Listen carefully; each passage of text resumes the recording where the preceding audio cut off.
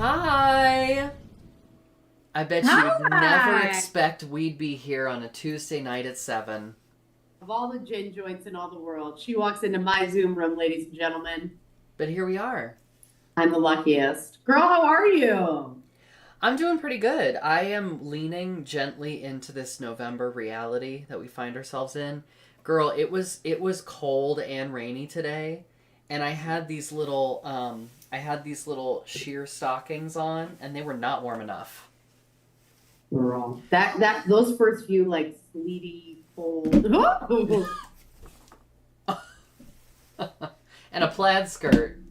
Love it. Like it's really bad. I was thinking about it and I was like, the seasonal depression and like how quickly it hits gets worse as you get older. You know what I mean? It's Sad. brutal. I'm sad right now. I've I got mean, you're this. like, I hate it here. Yeah, I've got the sad. I have a little so I work in a basement in a library, which is cold because books and basement, but also I have a little like Lasco space heater, unpaid sponsorship.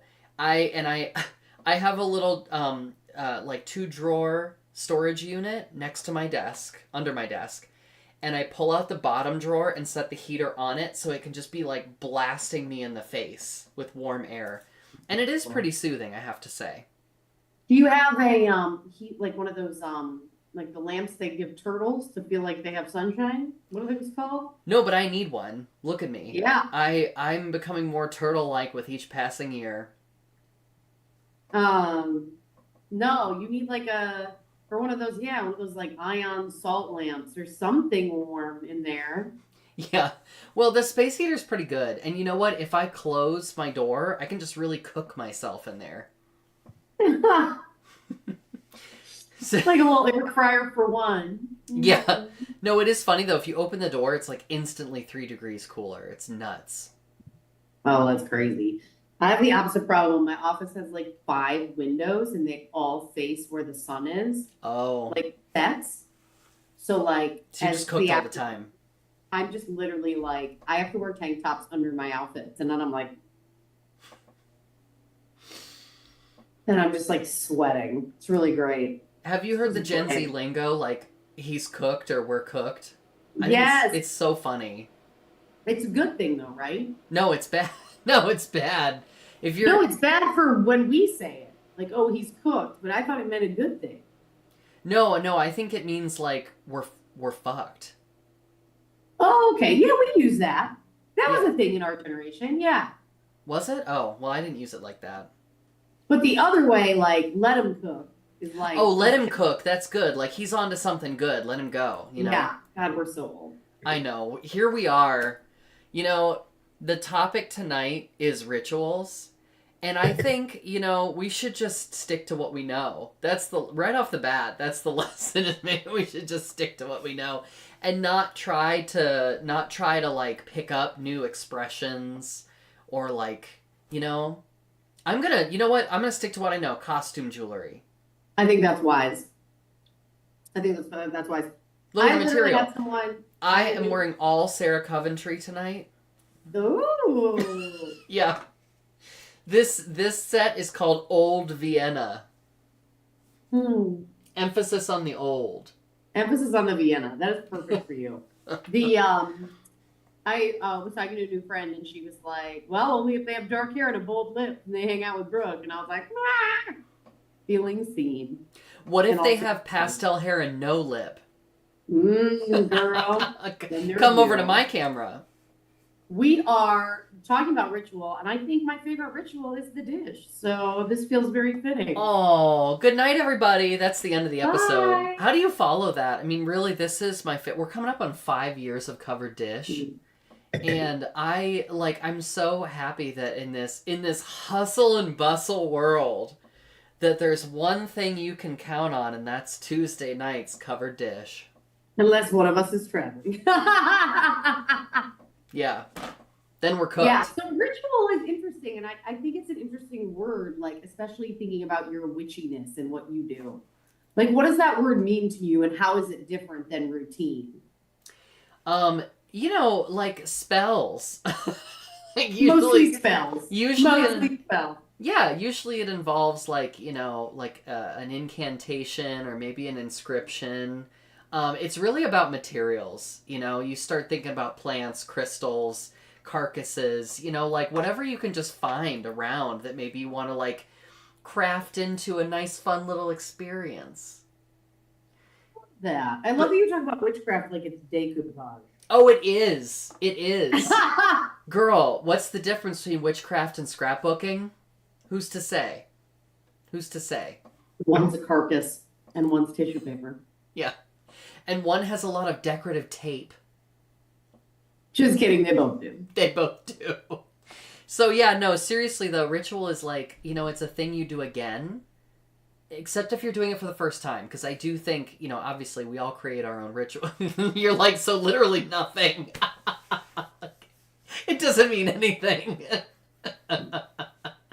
Oh my god, that was so funny. Oh, Spartacus, may I take your coat as usual? it's something you do again, or for the first time.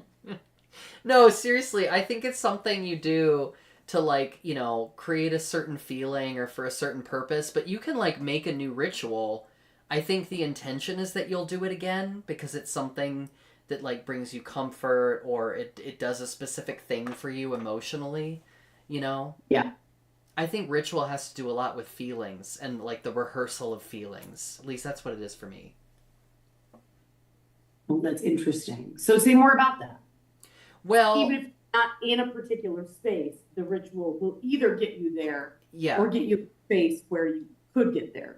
Right. Well, let's think about the difference between like hygiene rituals. You know what I mean? Like, I wouldn't call brushing my teeth a ritual, but I do it every day.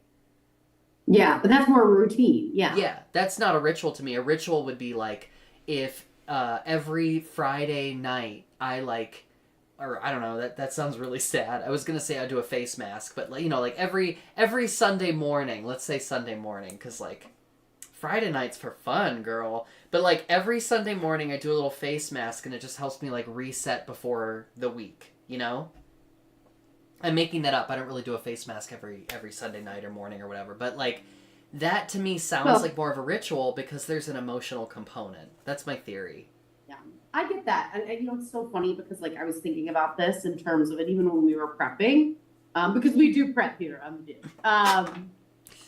Contrary to popular belief is, one of the things that's really hard for me to give up, and sometimes I have to, depending on my plans, and I really try not to, is weekend food prep. Oh yeah, you do love that. For the week. And so it was really crazy. We had a slam Sunday this last week because we had some friends in town from Columbus. Because 'tis the season, y'all start fluttering down, you little snowbirds. We just show up. And you're welcome. Yes, please do. And it was so funny because I was like, oh, okay, whatever.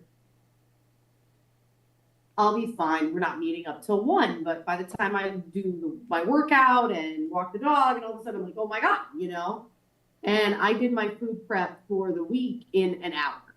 And it is, usually cooking fish, prepping kale, chopping it, making chopped kale salads, pre-packaging those salads with things on top, making my dressing. Like I do, everything's made. I don't buy anything. And then on top of that, cutting carrots. I don't buy the baby carrots. I buy the organic, like all this stuff, like super crazy.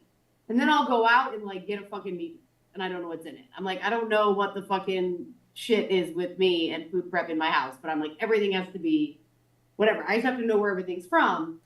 But it's also such a time for me to get focused and start thinking about my week. Because even things like, I'm like, okay, how many meals do I need? How many this do I need? And it just kind of centers me and it calms me in a way because it's one major thing done. Because I get really distracted when I'm hungry and I'm like, I need to eat. So I'm like, this is an easy thing I can do.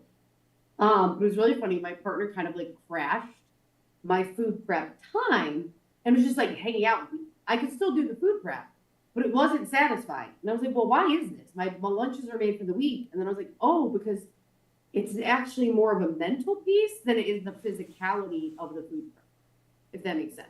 It does make sense. Me centering and grounding myself for the week. Yeah.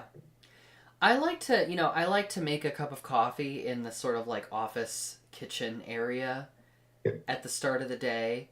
and then like, sit down with it, and like usually, especially when it's cold, like the mug is nice and warm, and that feels good.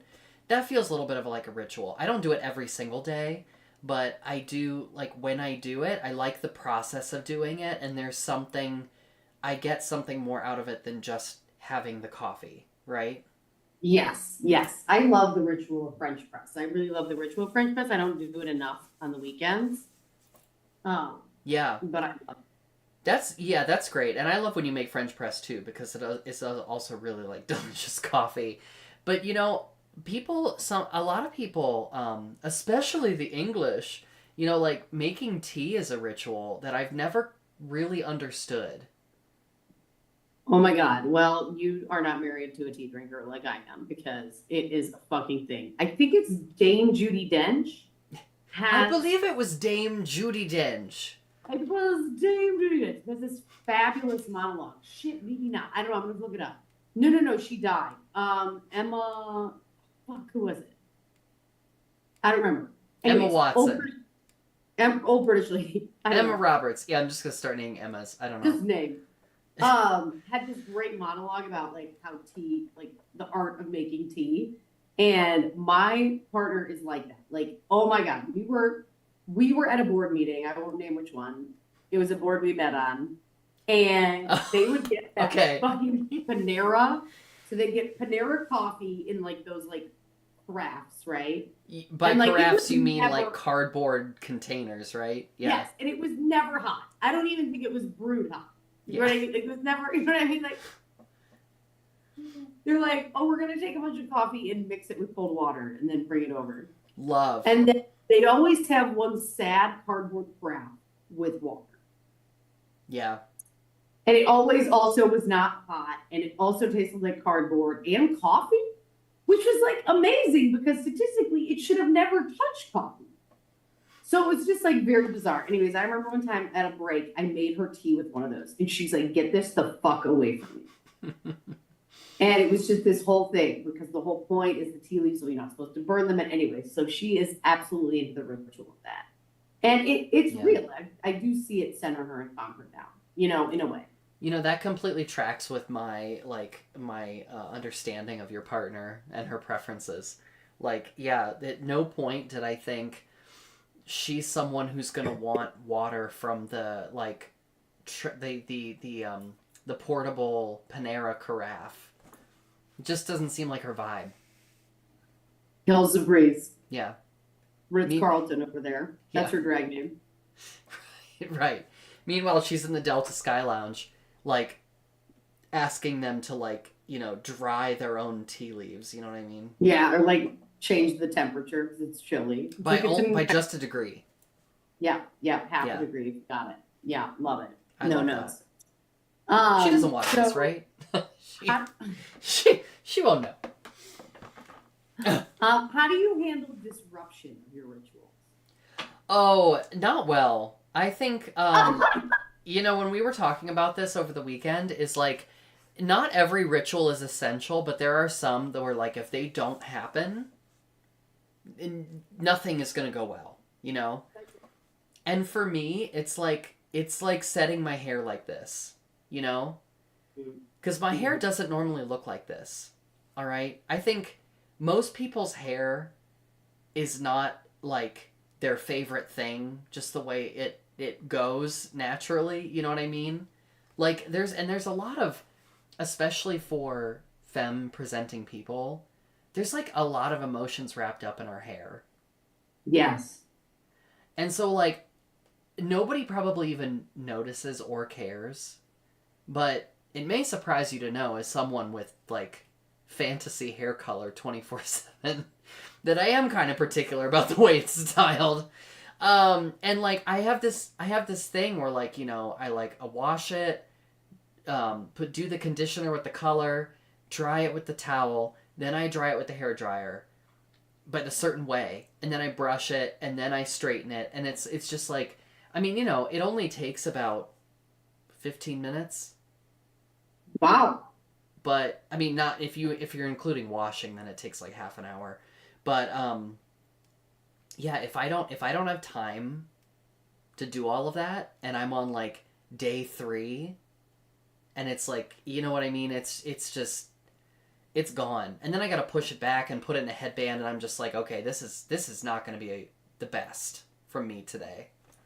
Well, right. And I think like you kind of hit on something about ritual too, which is like it's the mental piece of like how you feel. And I like it's so funny because I, you know, have, I've had partners that are like, oh my God, don't grow your hair out, or oh my God, don't cut your hair, right? And it's just it's so crazy because it's like such a personal thing. It's like, how fucking dare you think you have whatever? And then it's like, yeah, but also I think about that because hair is for you, but it also like feels like it's for others as well. Yeah. Yeah, it kind of is. Like I I don't know. I have so many weird associations with my own hair that I don't think I don't put any of those expectations on other people. Right. Like it has to be a certain texture and a certain style, and then obviously like it has to be this color for some reason. I mean, How long has your hair been that color? I mean, really since like 2019. That is wild. Yeah. I mean, listen, I'm going to keep it going as long as I can because I'm not really a big fan of like the natural brown color on me. Even though I'm sure it'd be fine, like, but it's just, I don't know, I'm so used to this. And then also, I have this theory that, like, if it's not this color, then I'm just gonna look 50 years old, which is also irrational. I get that. There is something about, like, I don't know, the ways we cue youth. Oh my God, like the mom in Home Alone, because we're around the holidays, Yeah. Catherine O'Hara, in that movie, she's supposed to be 36. Oh my God. What is it about people in the 90s who are in their 30s that look like they're in their 50s to us? I know. Well, the way, and it was so crazy because I was okay. So I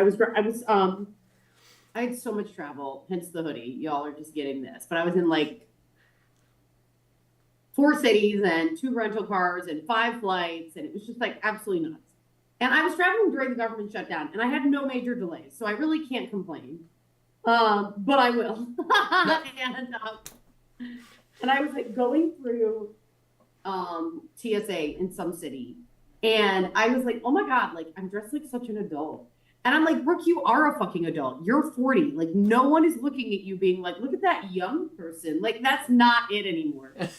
And literally, my partner, like, recently told someone on our block my age, and they said, wow, she looks really good for her age. And my partner told me that like it was a compliment. I was like, fuck that. I look good for my age. I look good. Yeah, it was yeah. just this, like hilarious moment where it's like sometimes I still feel like a little kid playing dress up, like where I'm like, you know what I mean? And you're like, no, Brooke, that's your age, you old lady. And it's the same thing, like, yeah, like I feel like I look back at Catherine O'Hara's outfits and the shoulder pads and the coat. And then I look at my outfits and I'm like, I'm in a dress and a trench coat and heels. And I'm like, oh no. Do you have any rituals that connect you to your childhood? That was an interesting thought that popped up. Because I don't know that I do. Like there's little if nothing that I did when I'm a kid that I still do now.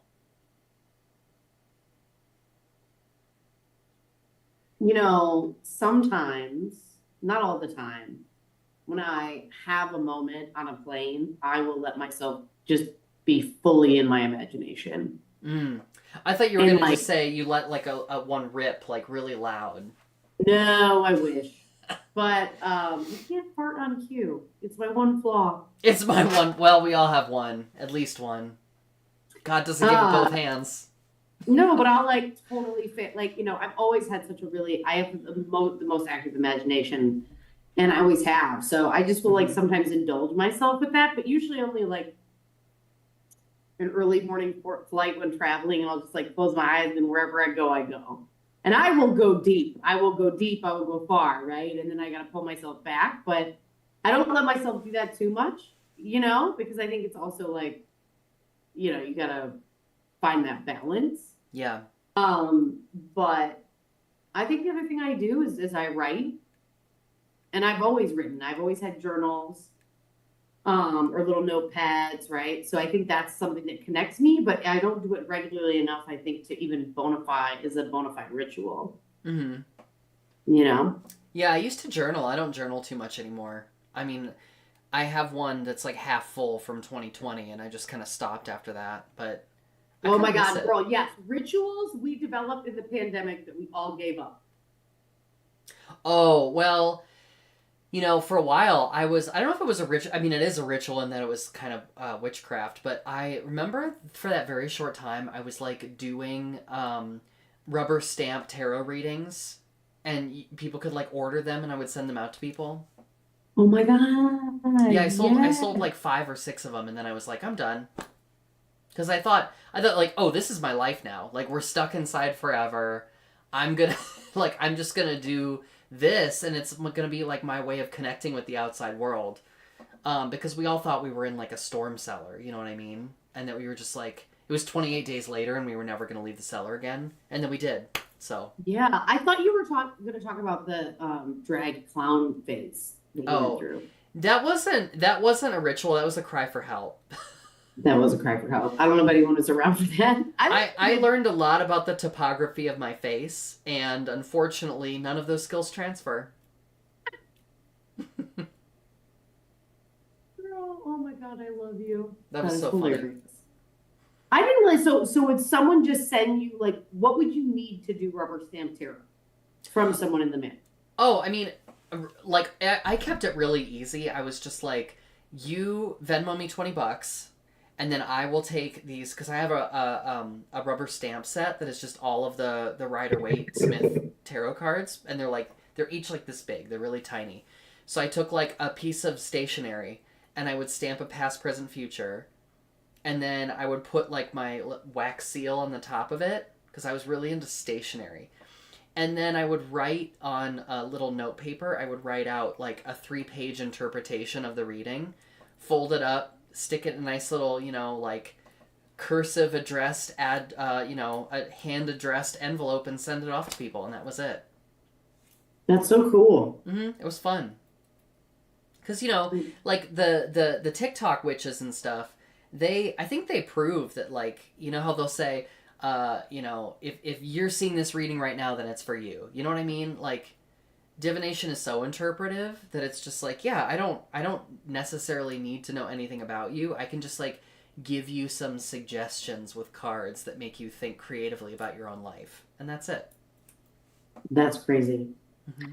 My mom was like really was raised really, really Catholic and very anti-tarot and all that stuff. And it was so crazy because when my dad's younger sister, who died before I was born, but she is who I have my first tattoo, the Elvish, that's on her tombstone. That's engraved on her tombstone. Oh wow, Because that's my cool. dad heard to speak Elvish. They were obsessed with the Lord of the Rings, the books, the Silmarillion and Tolkien and everything. Yeah. So her wedding shower, she wanted a tarot card reader. And by the time she was getting married, she had stage 4 Hodgkin's. She wasn't going to make it, Oh but she wow. wanted to be married before she died. And she was like, I want a tarot reader. And I was like, well, you're not going to tell my dad says, you know what I mean? Like, you're not going to tell a Mm-hmm. dying woman she can't have what you want. So all these Catholic biddies got a fucking tarot card reader for a wedding shower in Buffalo, New York in the 70s, which was not a thing you did. Okay. And this tarot card reader came and she was like a tarot card reader and a fortune teller. And of course, all my aunts have these stories about how on the nose she was about crazy things, right? Mm-hmm. And then she looked at my mom and said, you're going to marry the man that you are dating now, which was my dad. Yeah, And you're going to have a girl, which was my sister, they did. and twin boys. Oh, you're the twin boys. I'm the twin boys. So I was supposed to be John and Michael. Very Catholic. Very Catholic. And those are also my dad's names. Well, unless my great grandmother was mad at him and then he was, what, Miguel? Because the Spanish came out when she was angry. I love that. Did you and your sister get like Catholic names? Isn't that like a Mhm. thing that happens when you're confirmed? You get like a Catholic name. Yeah. So what's your Catholic name? I have two. Jen, I don't know what Jen's are. My confirmation names are Maria Roberta, Maria Roberta. family names on my Spanish side. Wow. So how come you have two? I think you pick as many as you want for confirmation, and my middle name wasn't really. I'm not connected to it, Mm-hmm. so I was like picking Catholic names and the names that connected to my family. I think I Also, I should. feel like you're one of the. You really could crack a few of my passwords at this point. You know a lot of my middle names. You're like, Brooke, and I'm just curious. What street did you grow up on? And like, what is your mother's maiden name? Yeah, yeah. Well, I mean, if you're using all that stuff in your passwords, then I guess yeah, that is pretty No, I'm crackable. not. It's just a joke. Anyways, I'm not. How many of these are street lights? Pick the street lights. You know what's funny is I feel like I have like I left a wake of devastation with names I don't use anymore. You know what I mean? Like I should Oh my probably God, pick yeah. some Do more you have names. the names from your childhood that you kept in versions of anything? No, not really. But I will tell you what my middle name was because it's so strange. Uh, my middle name used to be Rad with two D's. What? Yeah, I I don't know what to tell you. I think my parents were high. So that's a great drag king. Rad, yeah, it's great. It's kind of like Brad but cooler. Yeah, what? Did they ever explain it? No, they told me they made something up. I mean, we all know they made something up. I mean, yeah. And look how I turned out. They never saw this coming. Girl, you look amazing. Thank With you. your what? Your Charlotte Russe jewelry, whatever the fuck it is. What's it called? Sarah Coventry. Where the fuck you find this? Apparently, Sarah Coventry was a household name for a number of decades. They started in 1949, Okay.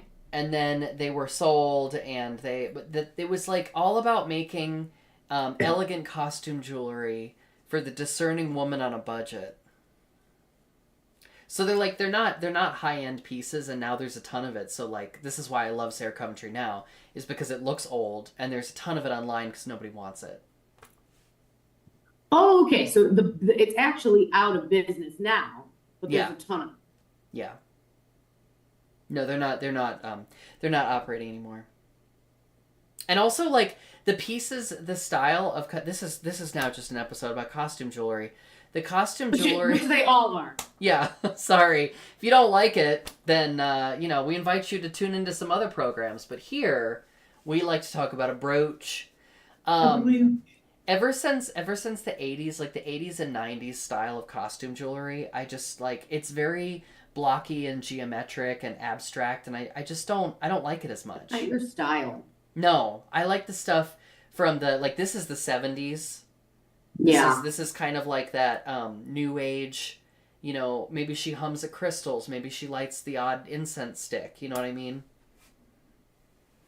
Yeah, Witchy. but that's probably the latest you go. Yeah, the 70s. I mean, like the 80s are just a little bit too neon checkerboard shoulder pads for me, you know? No, today I'm being you're in the dish after dark. It was late. Dish after dark. You do kind of look like one of those like anonymous hackers online who like took the mask off and now you're doing a tell-all about what it was like to work at Meta. No. Yeah. I do love the Viceland interviews with the people who wear the mask and they do like the voice vocoding. Voice version, yeah. And they're like, I worked for billionaires on a yacht. And then but it's like all stories about sex trafficking, so it just gets super sad. And you're like, cool, it's rainy out and I haven't seen the sun in 4 days. I'll watch this. Yeah. I do, you know what? I do have a morbid curiosity. Speaking of personal failings, I think that one of my things is that I have an interest uh, in the horror genre, and it's not good. That's that's tales old as time, right? Yeah. Humans, we love a cautionary tale. We love Schadenfreude.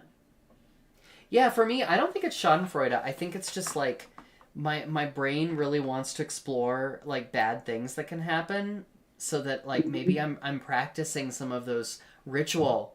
It's a ritual. I'm practicing some of those feelings within like a safe container, maybe. Absolutely. I think about that. I love like crime shows, and I'm like, oh my God, when I get in Ubers, I'm so nice. I'm like, you're not going to murder me. I saw this episode. Put that on a dating profile. When I get in Ubers, I'm really nice. I think that says a lot about a person. Everybody gets 5 stars, so I'm afraid of getting murdered. Anyways, I know we're at time, even though we started a little bit late, but we appreciate you all tuning in. Please tune in next week when we will still probably have seasonal depression, but we'll be here. Maybe that'll be the topic. Ooh, something really fun. We should probably figure something else out, but you know We're gonna figure something else out. That's a this weekend problem. Well, I love you, girl. Until next time. Bye. Bye.